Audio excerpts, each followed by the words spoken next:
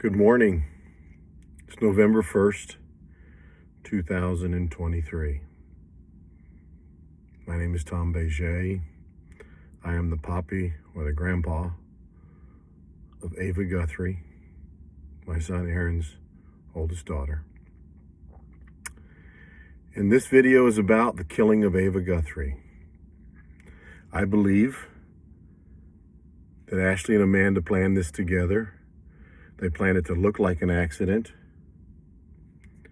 If you watch Amanda's interrogation, she's not very upset. She's not even very upset in the 911 call.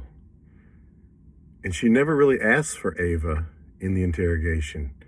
The detectives have to continue to remind her that she shot her daughter and eventually murdered her. Ayva died January 20th, 2021, on my son's Aaron's birthday. Not only was he robbed of his daughter, he was robbed of his birthday. First, I will be referring to the co-murderer, Amanda Guthrie, as the defendant number one throughout this interview. Murderers don't get their names come across my lips. She didn't deserve it. She's a murderer. Premeditated murder. Second, Ayva never got a voice. There's so many rules that we, the victims, had to follow. So many rules that the state was handcuffed with. And the defense attorney, he did whatever he wanted. Every time he came up with a new theory, he was on News 4 Jax. And the news in Jacksonville is still broadcasting that she shot down at the floor and it was an accident. Well, all the experts in the trial, if you were there, and I was there, said that was impossible. The physics of it, simply impossible. But we'll get to that rat defense attorney later, because he tried to intimidate us. He followed me to lunch twice, trying to get a mistrial, tried to speak to me at lunch. His people, the Guthries, laughed at us and stalked us at lunch. They had blasts with us just trying to get a mistrial. They knew what they were doing. Shameful. Very, very shameful. My son Aaron tried his best to stick up for his daughter. But there was always some kind of rule where we were supposed to be quiet, or we couldn't say this, or we couldn't do that, or we couldn't do this. Shameful. Shameful. And the assistant DA that tried the trial, she should be the next Attorney General of Florida. She did an amazing job with her hands tied behind the back by the law, and the antics of the defense, the nonsense of that coward.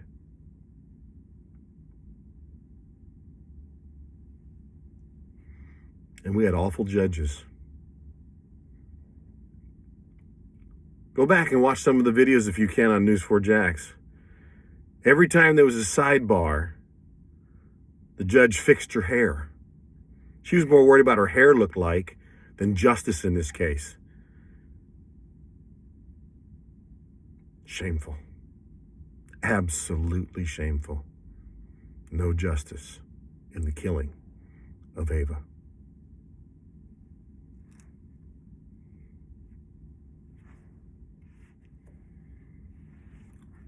Ayva was 14 years old when she was taken from us. She would have been 15, July 8th of that year. Sweet, sweet girl. Great, great personality. Everybody loved her. One of the things she always wanted was, she's always telling her daddy, I want brothers and sisters. I want brothers and sisters.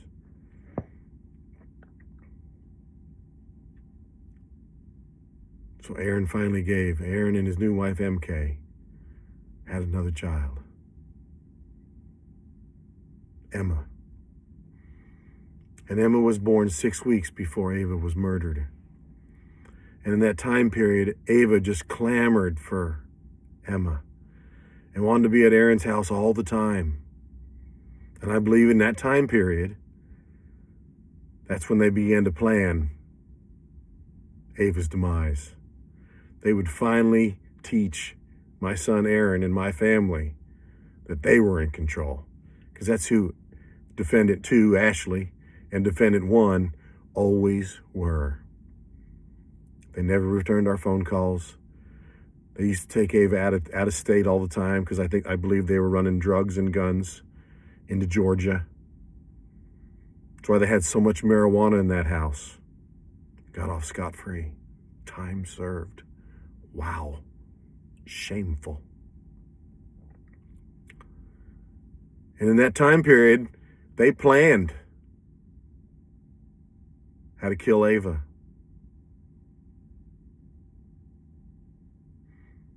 Why would they immediately hire lawyers?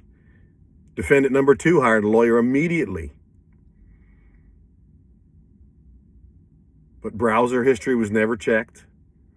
Cell phone history was never checked for evidence of how to get away with murder. Of course, there's even a TV show on television now called How to Get Away with Murder. Maybe they were students of that, I don't know. But Ashley and Amanda planned and murdered Ayva together.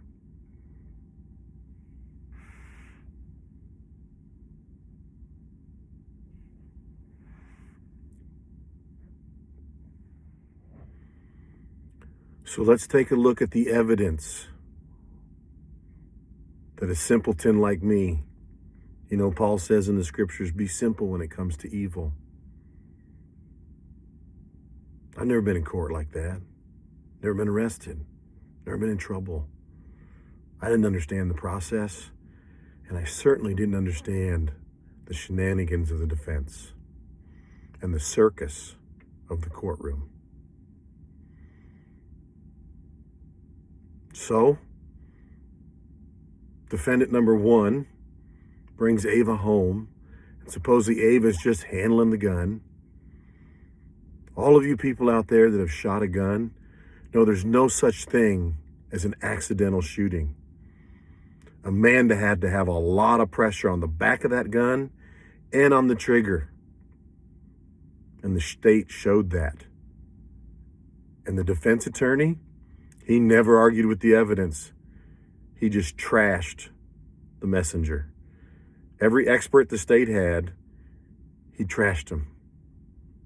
And what's so shameful is that the last expert that the state had was amazing.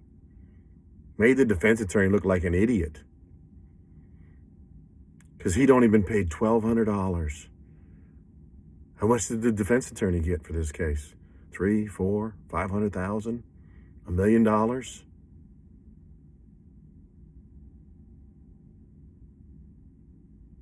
We hear the 911 call. And says, I just shot up.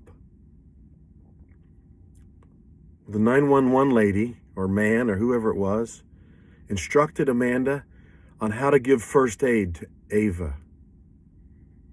But instead of giving Ayva first aid, she calls defendant number 2. Oh, they've got it planned well. Oh, it's frantic. It's, oh my gosh, I've done something. I've done da. What a liar. She never showed any remorse, ever, through the whole trial, stared us down on the street outside the trial, never even has written us a letter and said, I was stupid and I'm sorry. She can't. She planned it. They planned it. You see her prison picture? You can go to Florida whatever and see her prison picture. Her lips are pursed, her jaw's tight. She's mad as hell. Yeah, she might be close to flipping on Miss Defendant number 2. Yeah.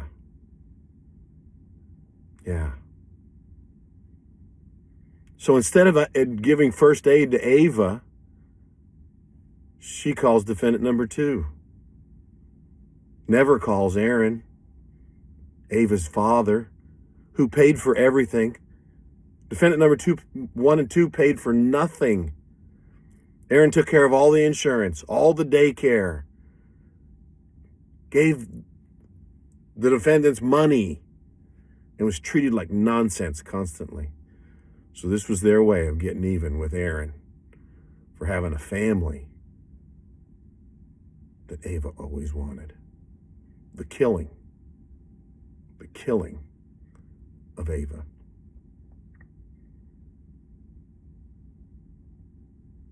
Aaron found out 2 hours later on Facebook. They never even told emergency people or the police that Ayva had a father. Aaron had to fight his way into the hospital just to see his daughter die. Yeah. And we can't talk about that in the trial. No, we can't talk about that in the trial. Why didn't Amanda, defendant number 1, continue to administer first aid until the police got there? Till the EMTs got there? Instead, she makes a phone call, and not to Ayva's father? Wow. The killing of Ayva.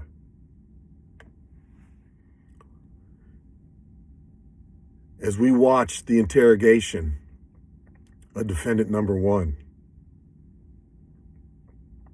she never asked for Ayva.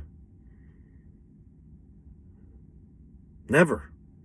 Oh, she made some vague remarks on that, but Ayva was dying in a hospital. And defendant number 1 had just shot her with the perfect kill shot in the right temple, through the back of the head. It's not an accident. And for all the news media in Jacksonville, she didn't shoot the floor. It was impossible. The evidence showed it. And the defense attorney didn't do anything about the evidence. He just made up cockamamie stories. Shameful. Only a coward would do that. Our Constitution doesn't give defense lawyers that latitude. Stop it. Ignorance.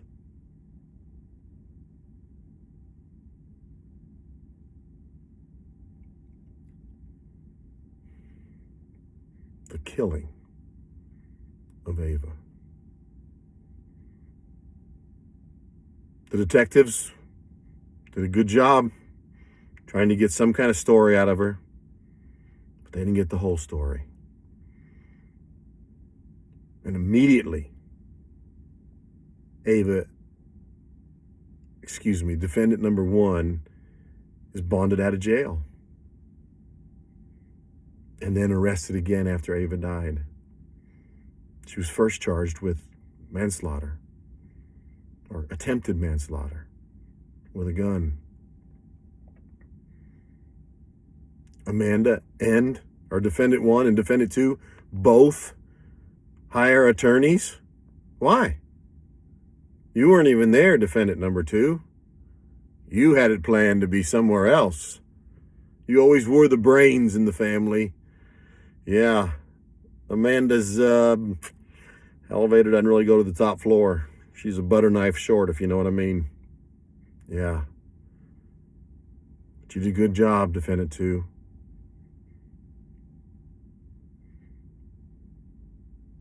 You won't get away with it. You won't get away with it. Yeah. Someday, somewhere, I don't know, evidence is going to show up. Maybe the police will relook at this. Huh? Yeah. Better throw your computers out now. Better get rid of them. Better get them in the bottom of the ocean so no one can check your browser history. Yeah. Hope you don't use the cloud.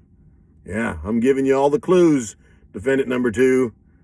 Yeah, you know what you did. You know what you did. The killing of Ayva.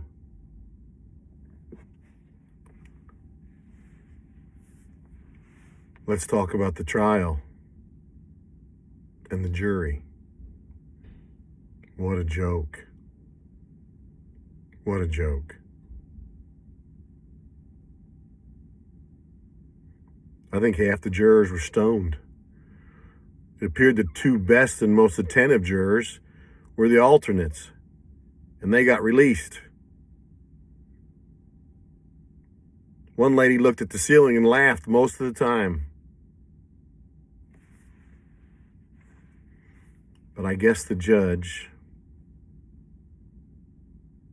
was too busy fixing her hair or wondering what she looked like on the nightly news. Shameful. That jury should not have had the right to hear the rest of that case. I don't care if it was a mistrial.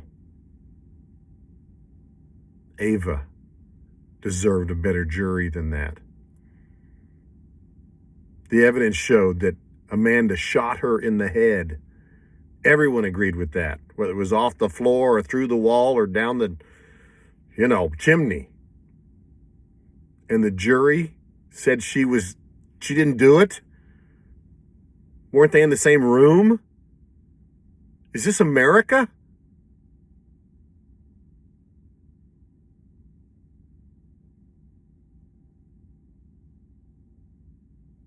And then after everything's done and the jury compromises under some legal act, the judge says, "Good job. Good job." Shameful. Shameful. The jury was awful. They didn't do their job.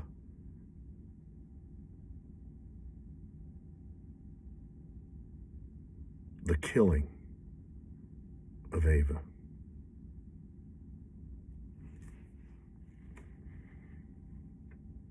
In closing,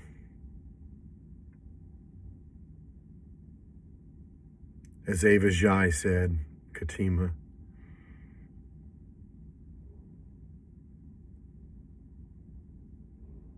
Ayva's dying, Ayva's killing has left a huge hole in our hearts. And if you're watching this video,